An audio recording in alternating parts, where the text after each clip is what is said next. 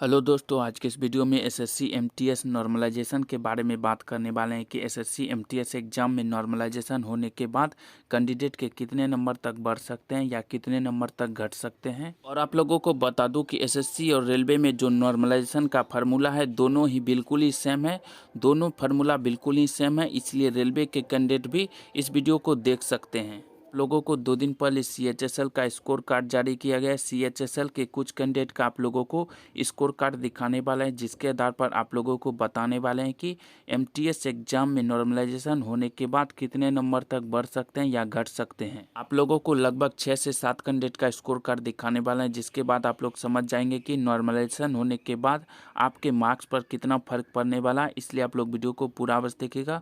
तो चलिए आज का वीडियो स्टार्ट करते हैं। तो 2 दिन पहले यानी कि परसों एसएससी सीएचएसएल का स्कोर कार्ड जारी किया गया, जिसमें कई कैंडिडेट के 30 नंबर तक बढ़ गए और किसी कैंडिडेट के 14 नंबर तक घट गए। आप लोगों को इस वीडियो में उस कैंडिडेट का स्कोर कार्ड भी दिखाने वाले हैं। तो चलिए देखते हैं नॉर्मलाइजेशन होने के बाद कितने अधिक नंबर तक बढ़ सकते हैं या घट सकते हैं। तो आप लोग इस कैंडिडेट का देख सकते हैं कि इनके रॉ स्कोर 122 थे, क्योंकि एसएससी सीएचएसएल का एग्जाम 200 नंबर का होता है और इनके नॉर्मलाइज स्कोर 127 हो गए, यानी कि नॉर्मलाइजेशन के बाद इनके 5 नंबर बढ़ गए। इस कैंडिडेट का आप लोग देख सकते हैं इनके रॉ स्कोर 142 थे और नॉर्मलाइज स्कोर 153 हो गए, यानी कि नॉर्मलाइजेशन के बाद इनके 11 नंबर बढ़ गए। इस कैंडिडेट का आप लोग देखिए कि इनके रॉ स्कोर 91 थे और नॉर्मलाइजेशन होने के बाद इनके स्कोर 120 हो गए, यानी कि लगभग 30 नंबर इसके नॉर्मलाइजेशन होने के बाद बढ़ गए। एक और कैंडिडेट का आप लोग देख सकते हैं कि रॉ स्कोर 50 थे और नॉर्मलाइजेशन होने के बाद 36 हो गए,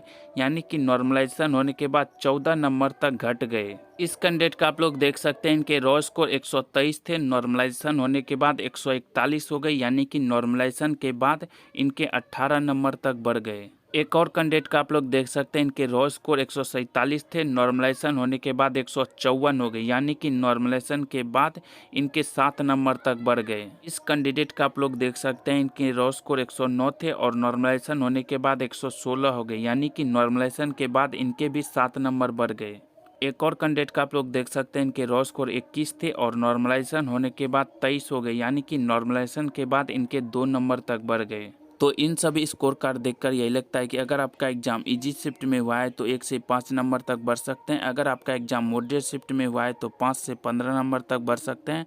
अगर हार्ड शिफ्ट में हुआ है तो 20 से 30 नंबर तक बढ़ सकते हैं। और रही नंबर घटने की बात, बहुत ही कम कैंडिडेट होते हैं जिनके नंबर घट जाते हैं। बहुत ही कम ऐसे कैंडिडेट होते हैं जिनके नॉर्मलाइजेशन होने के बाद नंबर घटते हैं। तो नॉर्मलाइजेशन होने के बाद नंबर घटते हैं, लेकिन बहुत ही कम कैंडिडेट के नंबर घटते हैं। ज़्यादातर कैंडिडेट के नंबर बढ़ते ही हैं। अगर आप कम स्कोर करते हैं तभी आपका नॉर्मलाइजेशन होने के बाद नंबर घट जाते हैं। तो एसएससी और रेलवे दोनों में नॉर्मलाइजेशन का एक ही फार्मूला है, इसलिए रेलवे एग्जाम में भी नॉर्मलाइजेशन होने के बाद इतने नंबर तक बढ़ सकते हैं। तो चलिए आज का वीडियो समाप्त करते हैं। वीडियो अच्छा लगे तो चैनल को सब्सक्राइब, तब वीडियो को लाइक और शेयर करते हैं। आज का वीडियो समाप्त करते हैं। वीडियो देखने के लिए आप लोगों का धन्यवाद।